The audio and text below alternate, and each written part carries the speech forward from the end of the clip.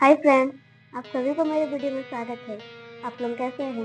आशा करती हूँ आप लोग अच्छे होंगे और मैं भी अच्छी हूँ। रोजाना की तरह आज भी मैं एक नई मेहंदी डिजाइन लेकर आई हूँ, साथ में एक शायरी भी लाई हूँ। चलिए शायरी शुरू करते हैं।